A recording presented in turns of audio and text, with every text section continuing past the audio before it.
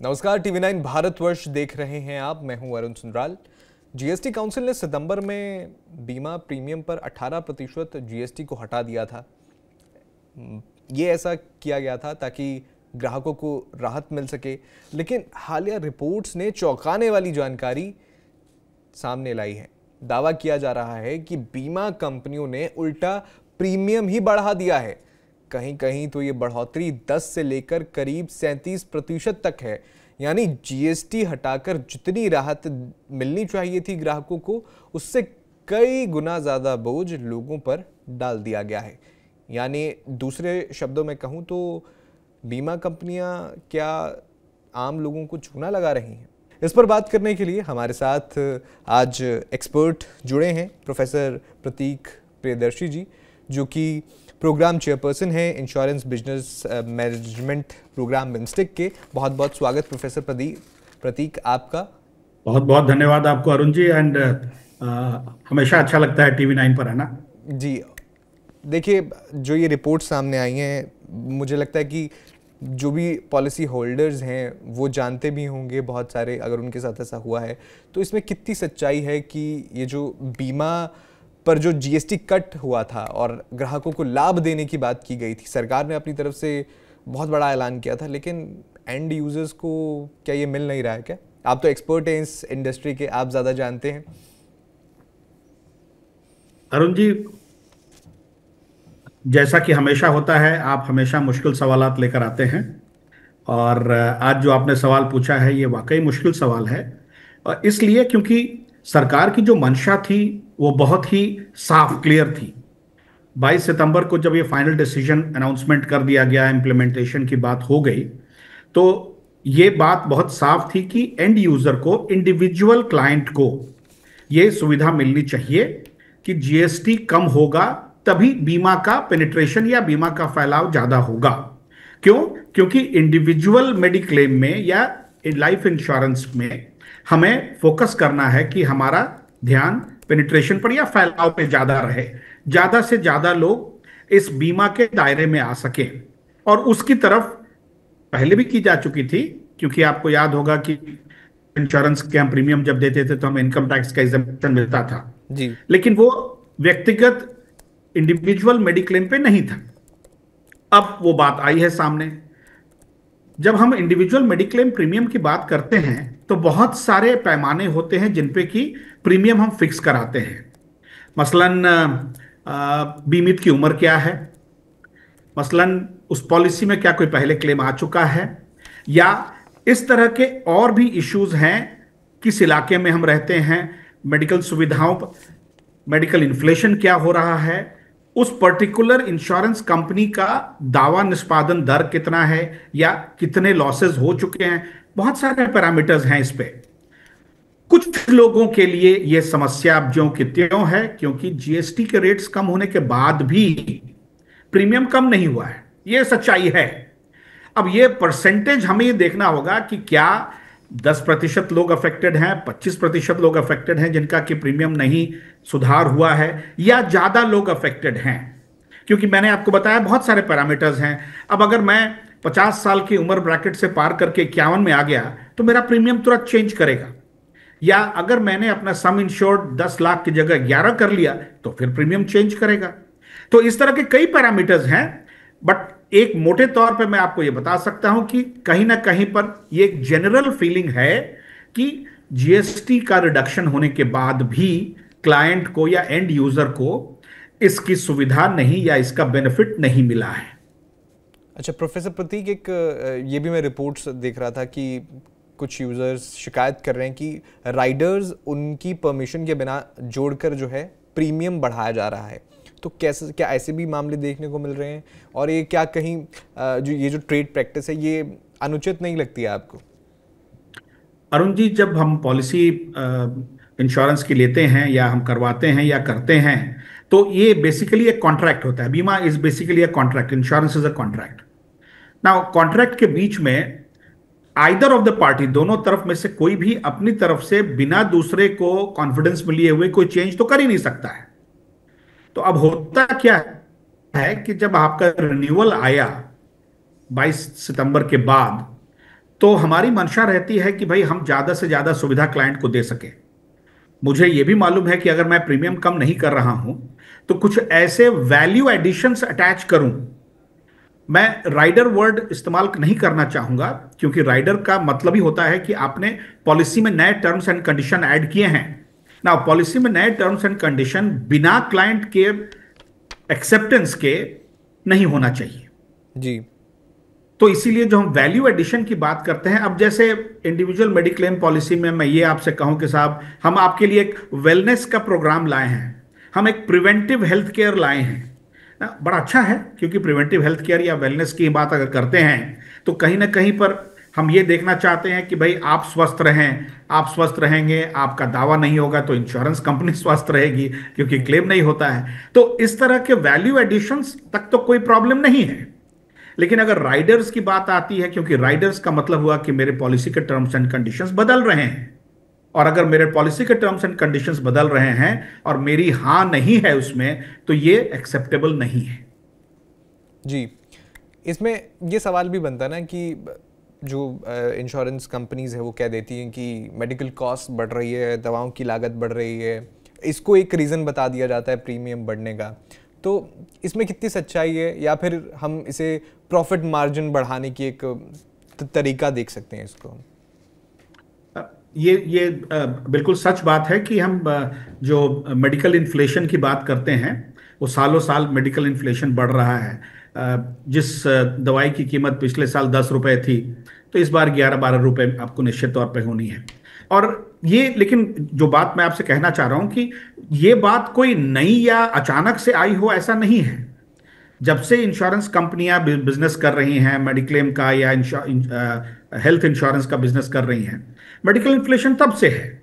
ये जरूर है कि मेडिकल इन्फ्लेशन पहले कम होता था। आजकल चूंकि लोगों का अवेयरनेस बढ़ गया है, लोगों में जागरूकता ज्यादा है, तो फोकस भी हेल्थ पर ज्यादा है। इट्स अ फैक्ट, ये सच्चाई है कि मेडिकल इन्फ्लेशन एक मुद्दा रहता है। लेकिन जब हम प्रीमियम कंप्यूटेशन करते हैं ना, तो हम उसमें इन सारी चीजों का लागत लगाकर आपको प्रीमियम बताने की कोशिश करते हैं। जो हमारा रेगुलेटर है वो ये भी कहता है कि भाई आपने एक बार जब प्रीमियम बनाया है तो कम से कम 3 से 5 साल तक आप उसमें चेंजेस ना करें। अब ये चेंजेस ना करें का मतलब होता है कि जो मैंने हेल्थ इंश्योरेंस के लिए एज वाइज, ब्रैकेट वाइज जो बनाया था, उसमें बदलाव नहीं होना चाहिए। लेकिन अगर आपका क्लेम अगर आ जाता है, आपने दावा बीच में किया है और दावा का अमाउंट ज्यादा है, तो फिर वही रेगुलेटर ये भी कहता है कि आप मैक्सिमम 10% तक का प्रीमियम बढ़ा सकते हैं। अब 10% तो आपने बढ़ा दिया क्लेम के बेसिस पर, लेकिन चूंकि आपको, जैसा आपने बताया कि जो प्रॉफिटेबिलिटी वाली बात आती है, और हेल्थ ऐसा एरिया है जहां पर लॉसेस बहुत होते हैं, प्रॉफिट मुश्किल है, क्योंकि आज की तारीख में हॉस्पिटल के एक्सपेंसेस भी ज़्यादा हैं, इन्फ्लेशन भी ज़्यादा है, मेडिकल इन्फ्लेशन, अवेयरनेस लोगों का ज़्यादा है, लोग अफोर्ड कर पा रहे हैं प्रीमियम देना और मेडिकल सुविधाएं लेना। तो ऐसे मामले में प्रॉफिटेबिलिटी वाली बात पर थोड़ा कहीं ना कहीं मामला खटकता है। और मुझे लगता है कि रेगुलेटर के इंटरवेंशन पर ये एक आध 2 जगह या 3 जगह जहां भी इस तरह के इश्यूज आ रहे हैं, मुझे पूरा विश्वास है कि वो मामला कंट्रोल में आ जाएगा। बिल्कुल, आपने 10% की बात की कि रेगुलेटर अनुमति देता है कि आप 10% तक बढ़ा सकते हैं, लेकिन जो रिपोर्ट सामने आई है उसमें तो ये दावा किया जा रहा है कि 37% तक जो है बढ़ गया हुआ है प्रीमियम। हालांकि उसमें कितनी सच्चाई है ये अभी कंफर्म नहीं किया जा सकता, लेकिन एक ये भी है कि कई जो पॉलिसी हैं जिसमें से पहले से कवरेज शामिल हैं, उनको नया बताकर चार्ज जोड़ा जा रहा है। ऐसे भी कई मामले देखने को मिल रहे हैं। ये कितना गंभीर है? और आपने रेगुलेटर की भी बात की, उनका भी जिक्र करना चाहूँगा कि आपने अभी थोड़ी देर पहले भी बताया था, लेकिन मैं चाहता हूँ कि दर्शक जो हैं वो क्लियर हो जाए कि जो रेगुलेटर है वो कब और कैसे प्रीमियम बढ़ाने की जो है अनुमति देते हैं। आपने बताया था, लेकिन मैं चाहता हूँ कि फिर से एक बार दर्शकों को क्लैरिटी के साथ बताया जाए। अरुण जी, ऐसा है कि अगर किसी बीमित का प्रीमियम 37% बढ़ा है, जैसा आपने बताया, हो सकता है हुआ हो, लेकिन उसका यह मतलब नहीं है कि वो सिर्फ जीएसटी के कारण ही हुआ है। मैंने आपको बताया, अब जैसे बीमित का एज ब्रैकेट अगर 50 तक का है तो उसका प्रीमियम मान लीजिए औसतन 10,000 रुपए है, तो 51 आने पर वो 10%, 15%, 20% बढ़ जाता है। तो ये भी संभावना है कि जिस व्यक्ति विशेष की हम बात कर रहे हैं, हो सकता है कि उनका एज ब्रैकेट चेंज किया हो। ये भी हो सकता है कि उनकी पॉलिसी में दावे रहे हो, क्लेम रहा हो। ये भी संभव है कि वो जो 18% का जो जीएसटी घटना था वो ना घटाया गया हो। मैं बिल्कुल ही डिनाई नहीं कर रहा हूं कि ऐसा नहीं हुआ है, हो सकता है, इक्का दुक्का केसेस में, एक्सेप्शनल केसेस में होता है, बट बाय एंड लार्ज नहीं होना चाहिए ऐसा। और अगर हुआ है तो हमें यह देखना पड़ेगा कि क्यों बढ़ा है। वो जी। इंडिविजुअली भी अगर जाकर इंश्योरेंस कंपनी से पूछेंगे तो उनको जानकारी मिल सकती है। रही बात रेगुलेटर की, औसतन नॉर्मली जो हम करते हैं साधारणतः ये होता है कि हमारे पास जो पिछले कुछ सालों का, कुछ 10 15 20 सालों का मेडिकल डिटेल्स का, इंश्योरेंस का, दावा का डिटेल्स का, अलग अलग कंपनियों का, इंडस्ट्री का, पूरे देश का डेटा एनालिसिस हम करते हैं। और तब हम ये देखते हैं कि साहब उस वक्त के कॉस्ट में और आज के कॉस्ट में फर्क है या नहीं। सबसे खास बात यह है कि हॉस्पिटल के चार्जेस बढ़ते रहते हैं। एक जो बात हमेशा खटकती है हेल्थ इंश्योरेंस में कि हमारे पास आज की तारीख में भी कोई हेल्थ का रेगुलेटर नहीं है जो हॉस्पिटल्स को रेगुलेट कर सके। जी। एक बीमारी के लिए एक ही शहर में एक हॉस्पिटल में 400 रुपए लगते हैं हॉस्पिटलाइजेशन के, तो बगल वाले हॉस्पिटल में 500 रुपए लेता है कोई। अब हम ये कह सकते हैं कि भाई मेरा इंफ्रास्ट्रक्चर बेहतर था, हमारे पास डॉक्टर्स बेहतर हैं, सारी चीजें हैं। आम आदमी को उससे फर्क नहीं पड़ रहा है ना। आम आदमी तो ये देखता है कि भाई हमारे पास 400 की जगह 500 लग रहा है मेरा। तो एक कोई रेगुलेटर होता तो अच्छा रहता। हाँ, बहरहाल मैं आपको अपने इंश्योरेंस के रेगुलेटर की बात बता रहा था। तो मुद्दा यह रहता है कि जब रेगुलेटर एक्चुअरियल एनालिसिस के बेसिस पर, डेटा एनालिसिस के बेसिस पर, पिछले कुछ सालों के डेटा एनालाइज करने के बाद यह अंदाजा लगाता है कि एक स्पेसिफिक एज ब्रैकेट में, चाहे वो पुरुष हो चाहे वो महिला हो या तीसरा भी डिटेल्स हो, इन सारी चीजों पर स्पेसिफिक एज ब्रैकेट पे स्पेसिफिक बीमारियों का, स्पेसिफिक सम इंश्योर्ड का इतना बीमा प्रीमियम होना चाहिए। ये थोड़ा टेक्निकल है और इसीलिए जो एक्चुअरीज हमारे होते हैं वो इसमें काफी मेहनत करके बताते हैं सारी चीजों का। और प्रीमियम जब हम कंप्यूट करते हैं तो उसमें हम 2.5 3 4% का एक प्रॉफिट मार्जिन भी रखते हैं। जाहिर सी बात है, दुनियादारी है, बिजनेस है, तो बिना प्रॉफिट के तो कोई काम करता नहीं है। लेकिन वो प्रॉफिट कंपोनेंट नॉर्मली 5% से कम होता है ताकि बहुत थोड़ा सा महसूस। हालांकि अब मुझे ऐसा लगता नहीं कि आज की तारीख में कोई हेल्थ इंश्योरेंस कंपनी प्रॉफिट कर पा रही होगी अंडरराइटिंग के अलावा, क्योंकि मुश्किल है। तो जब रेगुलेटर ये प्रीमियम फिक्स करता है तो वो नॉर्मली 3 से 5 साल तक उसमें आप चेंज नहीं कर सकते हैं। चेंज करने के प्रावधान क्या है? अगर कोई एडवर्स क्लेम आपका हो जाता है, यानी आपका 1 लाख का सम इंश्योर्ड था, आपका क्लेम पूरा का पूरा 1 लाख खत्म हो गया और पिछले 2 साल से लगातार चल रहा है, तो इंश्योरेंस कंपनी को भी लगता है कि भाई इसका प्रीमियम हम 25,000 ले रहे थे, 25,000 की जगह अगर हम 26 30 40 भी लेते हैं तो क्या फर्क पड़ रहा है, क्योंकि बीमा का अमाउंट तो आपका बड़ा है जी। तो एक वहां प्रीमियम इंक्रीज की सुविधा है। दूसरा है कि जब एज ब्रैकेट चेंज करता है तब सुविधा है आपके पास। और तीसरा है कि जब आप सम इंश्योर्ड बढ़ाते हैं, 10 लाख की जगह 15 लाख रहे हैं, तब प्रीमियम बढ़ता है। तो कोशिश ये रहती है रेगुलेटर की या सरकार की तरफ से जो नुमाइंदे हैं वहां पर, वो ये कि कोई भी अनअनाउंस्ड सरप्राइज सम इंश्योर्ड या प्रीमियम नहीं बढ़ना चाहिए, बिल्कुल, जब तक कि कोई ठोस कारण ना हो उसका। अगला सवाल इसी से रिलेटेड रहेगा कि मान लीजिए अगर ऐसा होता है, अचानक से बढ़ जाता है बिना किसी ठोस कारण के, तो कंज्यूमर के नज़रिए से एक तो हो गया जो इंश्योरर है उसकी जो ग्रीवांस मैकेनिज्म है, वहाँ जाकर शिकायत, वहाँ जाकर पूछ सकते हैं, लेकिन इसके अलावा भी इस प्रीमियम हाइक को क्या कंज्यूमर चुनौती दे सकता है? कुछ कानूनी प्रावधान है, कुछ ऐसा है? सबसे अगर मुझे अगर किसी को सलाह देनी होगी तो मेरा पहला सलाह ये होगा कि भाई आप अपने बीमा कंपनी से सवाल करें, क्योंकि जिसने ये प्रीमियम लिया है वो सबसे पहला व्यक्ति या पहला ऑर्गेनाइजेशन होगा जो आपको बता सकता है कि क्यों लिया गया उतना। तो आपके पास ये सुविधा रहती है कि आप इंश्योरेंस कंपनी के पास जाके बताएं, पूछें, सवाल जवाब करें। अगर आप उससे सेटिस्फाइड नहीं होते हैं तो आप उनके ग्रीवांस सेल को लिखेंगे। ग्रीवांस सेल उसी कंपनी का एक टुकड़ा होता है, लेकिन वो इंडिपेंडेंटली काम करता है। वो अलग से चेक करेगा कि आपके जो अंडरराइटर्स थे जिन्होंने आपको प्रीमियम कोट किया है, जो आपके सेल्स पर्सनल हैं जिन्होंने प्रीमियम कलेक्ट किया है, क्या उन्होंने सही अमाउंट लिया है कि नहीं। अगर इसके बावजूद कहीं ग्रीवांस रह जाता है तो आप रेगुलेटर के पास जा सकते हैं। रेगुलेटर के पास एक बाकायदा वेबसाइट बनी हुई है जहां पर आप अपनी शिकायतें लॉन्च कर सकते हैं। मुझे अभी एग्जैक्टली नाम याद आ रहा है उस वेबसाइट का, बट वो आप कहीं भी गूगल मारेंगे तो आपको मिल जाएगा। IRDA का, ग्रीवांस का, रिड्रेसल का वेबसाइट है। इट्स इट्स वेरी इफेक्टिव और तुरंत त्वरित रूप में कार्यवाही वहां होती है। तो वहां पर आप जा सकते हैं। अगर उसके बावजूद आपको शिकायत रहती है तो फिर जनता जनार्दन तो सोशल मीडिया पे किसी की भी बखिया उधेड़ देती है। जी बिल्कुल।